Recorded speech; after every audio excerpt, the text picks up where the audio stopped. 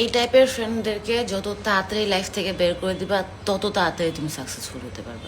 দেখো, সাকসেসের জন্য character developing, self growth is very important.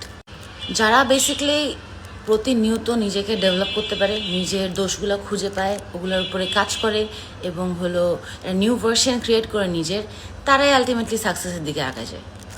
আর যখন তুমি এই গ্রোথের জার্নি শুরু করবা তখন দেখবা কি জানো, যে 2 মাস আগের তোমার সাথে তোমার 2 মাস পরে তোমার অনেক পার্থক্য, এরকম 3 মাস পরে তোমার, 6 মাস পরে তোমার, 1 বছর পরে গিয়ে you become a different person.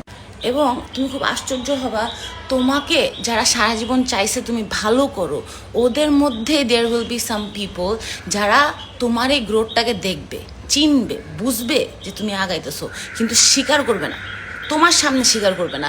They will just keep on denying the fact that you are a different person. ভয়ঙ্কর ব্যাপার হলো, those are the exact people যারা সবসময় তোমাকে বলছে যে তুমি ভালো করো, সো দ্যাট ওরা তোমাকে বুঝাইতে পারে যে তুমি এখন খারাপ করতেছো।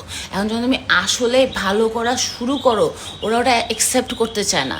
ওরা ভাবে ওরা যেরকম তোমাকে ম্যানিপুলেট করে ভালো করাই ফেলছে, হ্যাঁ, ওরকম যদি ম্যানিপুলেট করে আবার খারাপ করানো যায়, তখন কি ওরা একটা ভয়ঙ্কর গেম খেলে। তো গেমটা হলো যে they keep reminding you the old version of your self.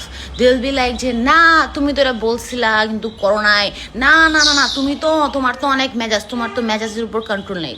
ধরো স্পেসিফিকলি যে জিনিসগুলোর প্রতি তুমি কাজ করতেছো, ওই জিনিসগুলো ওরা ডিনাই করবে।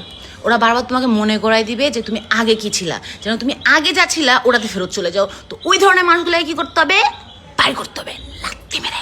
কারণ তুমি এরকম তোমার খারাপ স্বভাব ছাঁটাই করতেছো, ওইগুলাও তোমার একটা খারাপ স্বভাব, এগুলাও তোমার একটা খারাপ সঙ্গ, এগুলো আরও বাদ দিতে হবে, আর কোনো উপায় নেই।